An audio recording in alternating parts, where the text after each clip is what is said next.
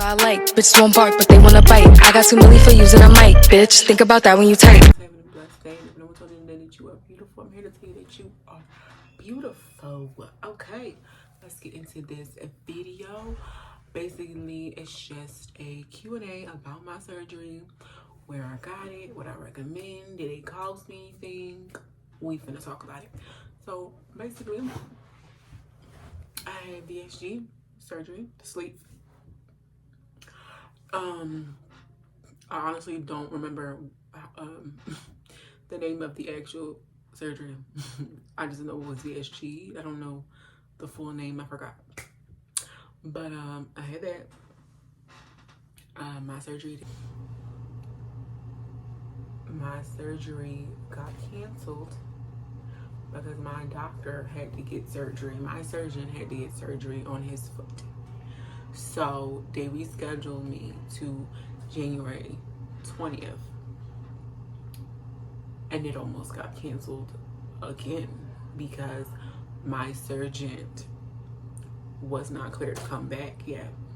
And at that point, I wasn't even really comfortable with him doing my surgery, because if this man just got back from surgery on his foot, how is he supposed to stand to do my surgery 4 hours? So I was like, can I get a new surgeon? Like, they was like, no. It was just a whole mess.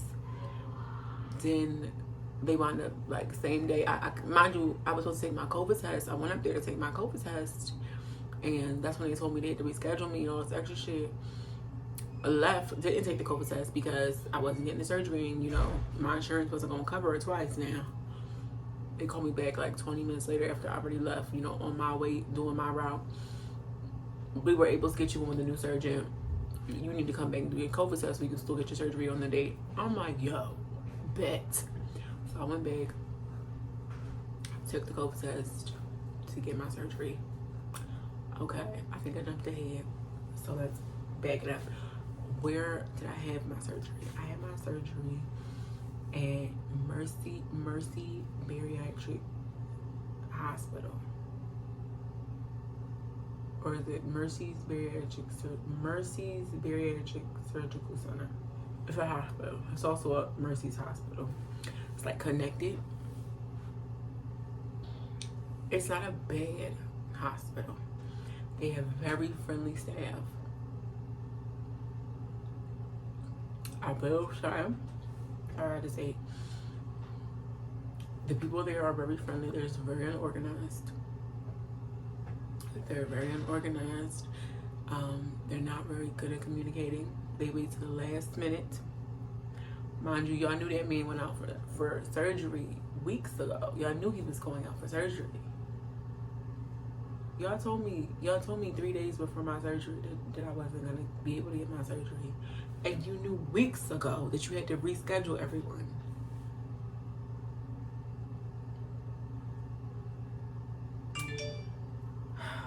Communication was awful. They really do have bad communications. Before surgery, like, all my appointments, my doctor was nice, but then they switched my doctor, so I never met my surgeon until the day of, because my initial surgeon, I met him, but my new surgeon, I met him that morning. So yeah.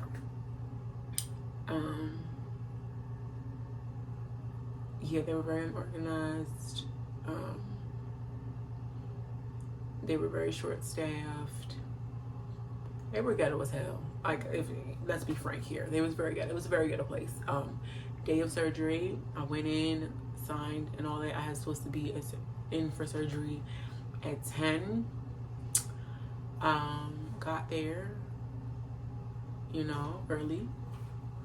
You know, you're not supposed to eat or drink anything from 12 o'clock that night. So from 12 o'clock that night, now it's 10 a.m. I'm at the hospital waiting to be seen. So he called me back. I changed my gown, everything, you know. Mind you, I didn't get called back until maybe 11:45, going on 12. So I didn't get called back until, you know, to get changed and all that. So I finally go back there, get changed, you know, get a room. They start trying to do my blood, get an IV or whatever. I do have small veins. I'm aware of this. But the shit they did, I've never experienced in my life. So they were trying to like get a vein. I explained to her what they usually do. Like, you know, she wasn't paying me no mind. They called someone else to come in and help. Whatever. They're like trying to find veins. And bitch, they put it in my wrist. The most painful shit I've ever felt in my entire life. When I tell you I cried at that point, I didn't want surgery anymore. Like, it hurt so bad. Like, I was crying. Bruh, and this wasn't a small needle. It hurt so bad. Like, just for them to take it out and put it in my fucking hand. You couldn't have did that first? You didn't want to try that one first? My wrist was bruised. Like, I really could barely move my fucking hand because it was throbbing. Like, it hurt so bad. Okay, cool. This is at 12:30 going on 1 o'clock now, right?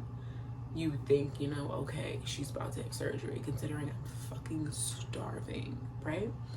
Wrong. They're completely short-staffed. My surgeon is the only surgeon in the hospital at the moment. There's a patient emergency that needs emergency surgery in the emergency room that he has to go do because he does all types of surgeries. He has to go to the emergency room to go do the patient's surgery.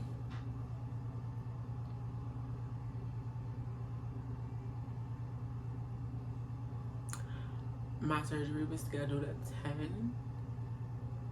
I got my surgery like 7 p.m. at night.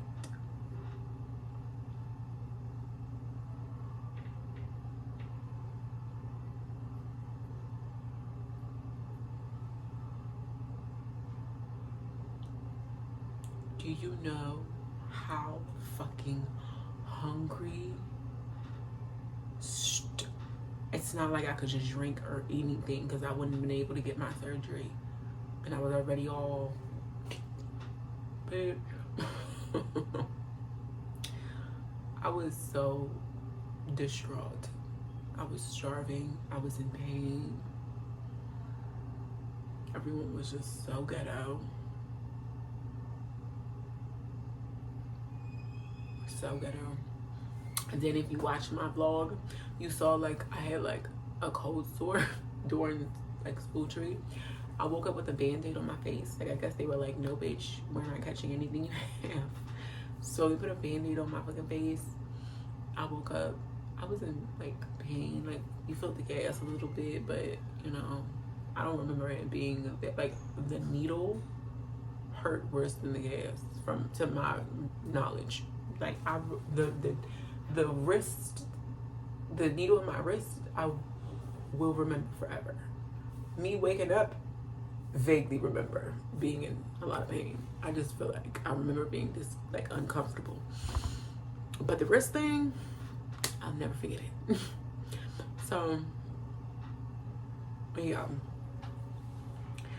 When I woke up, I was uncomfortable. You know, my mom and them was there. Like, I just felt like, oh, like I just needed to go to sleep or whatever.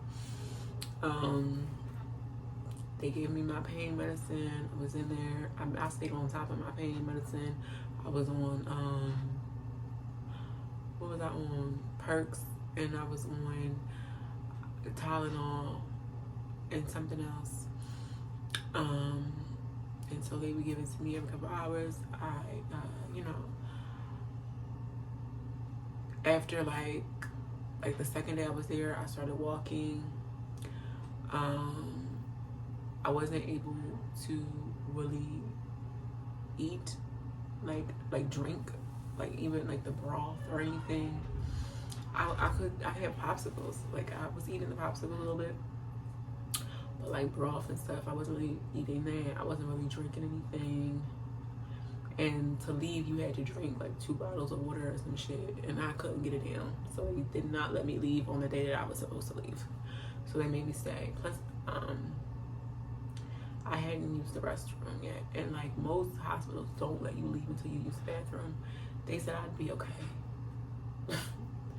As long as I can get the water down, they said eventually you'll use the bathroom eventually. And so they might have let me leave like the 3rd day, the 3rd or 4th day. I wound up leaving. Yeah, when I went to the pharmacy, it was like an issue with one of my medicines because they had my medicine and they were supposed to give it to the pharmacy and they never did. So technically the pharmacy showed that I had got it, but they had never gave it to me, so I couldn't get another one. And it was like a mess. So that took a while to get fixed.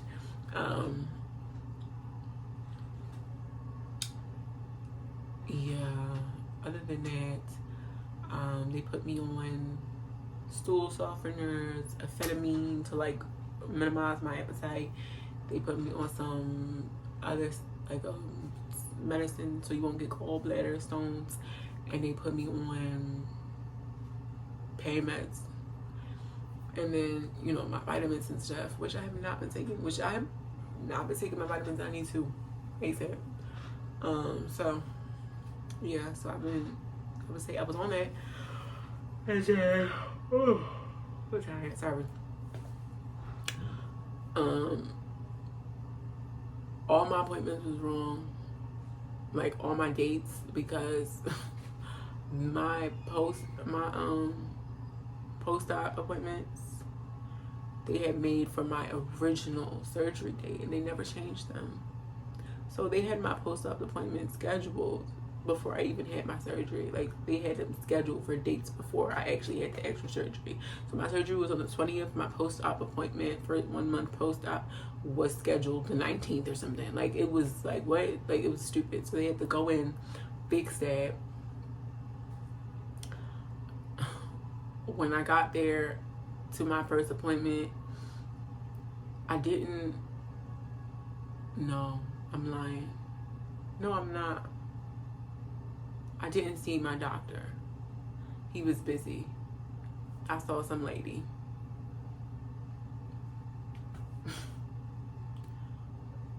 I'm lying. That was the second. That was the 3 months post-op. I saw some lady. But he was there the first time. He was there. He told me to eat whatever he told me to do trial and error, try to eat whatever I can, as far as like to the diet, like veggies and salads and stuff like that. He told me not to listen to my nutritionist, that she was giving out bad information. He told me to get in the gym. Like, don't be like people that don't get in the gym. Like, apparently a lot of people wait a long time after surgery to get in the gym because they feel like they have to heal. And he's like, you don't need to fucking do that, because you get your fat ass in the gym and work out. Now, get in the gym now and lift some weights. He told me to lift weights. He was like, lift some weights. You don't want to get too, skinny in it. Your skin's gonna sag and all that. He's like, you gotta lift weights, you gotta do this, you gotta do that. Don't listen to them people. I'm like, okay. So that's what I did. And then 3 months post-op, I saw some lady. She told me I was doing really good. I lost a buku amount of weight in such a small amount of time. And yeah, basically I was doing really good and to stay on track. Where am I at now? I'm like 75 pounds down this weekend though, because like I was starting my cycle. Let me tell y'all how the amount of carbs I've done consumed in these few days. Baby, when I tell you a sweet tooth, I can't eat it all at once. Well, I mean, I can eat it. I had a cookie. only had one cookie, but I still had a cookie. I had a cookie. I had a fucking cupcake. It was a small one, but it was a cupcake is a cupcake. I had me some wings. Sure, I ate the wings. It took me about 6-7 hours, but I had the wings. Okay, if you really think about it, it's not that bad. But to me, it's that bad because I don't like to eat more than 800 calories a day. And I know that's like, you sound psychotic, but I'm so serious. I don't like to eat more than 800 calories a day. And I'm really into the gym, so I like to burn between 400 to 500 of those 800 that I consumed. So that could be one of the reasons I drop weight so rapidly, so drastically, and then so fast, because I burn more than I consume. Yeah, it's very rare that I eat even close to 800 calories, except for this weekend. I'm sure I hit them numbers, okay? Because I don't know, I would just have craving so much like snacks because my cycle. But I'm like almost 5 months post-op, and I want you to know that you can eat, boo. You gonna be able to eat, and you gotta be able to be like, all right, chunky, you're gonna get chunky. Chunky monkey. We don't need that. We don't need Miss Chunky Monkey, okay? Put the cupcake down, fatty. That's what I tell myself. Ooh. I don't think it worked because I think I ate it. I'm looking for it in my stomach. But yeah, so basically, overall, I think my doctor did good on my surgery. I'm happy with my results. I'm happy with my decision to do it. I wish it would have been a little more organized. I wish they weren't so fucking ghetto, but he did do a great job on my surgery, and I'm really excited to get my, I forgot what it's called, but when you get the like fat from like your loose skin off my stomach removed. Cannot wait to get that done. They said I need to wait between 12 and 18 months because after that I'm gonna get my titties done because I'm looking at surgeons now. But I also have to wait 12 to 18 months because you have to like wait until, they say wait until after you hit your plateau with your weight loss and then get your boobs done. So, but yeah, I'm excited. So that was it. That was all. My surgery. The pain, it was tolerable. It wasn't like, giving birth has literally been the worst pain I've ever felt in my life. Still to this day, nothing has topped giving birth. Why do you think I have one child? Because ain't nothing topped giving birth yet in life. Really didn't. And my child's 11, and it's still 11 years later, nothing has topped that. So the pain was bearable, and I'm not good with pain, and the pain was bearable, you know. So yeah, I'd say if you think about getting it, I think you know, I think it's a good decision, you know. As long as you're doing it for you, don't do it for nobody else, do it for you. I feel like you should make sure you're mentally okay. I think you should, you know, make sure you love yourself the way you are before you change yourself, and don't change yourself to look like anyone else or to be like anyone else or for someone else to love you. Do it for you. That's it. That's all. And then you will, you know, truly be happy because you did it for you, you know? So this is just an update. It's like, y'all know about, you know, surgery. Oh, did I pay for it? I did not. Let's talk about the cost. I did not pay for anything. The most I paid for was one of my medications, and it was like $20, you know? It was a copay, but my insurance covered my entire surgery. So the surgery did not cost me anything. So yeah. And my girlfriend got the surgery too, and it didn't cost her anything either. And we have 2 separate insurance. So you may can get that bitch for free. And I had another girlfriend who had the surgery for free. At this point, they're just giving them away. But yeah, so this is just been, you little update. Hope everyone's staying blessed, stay safe, and I'll see y'all in my next one.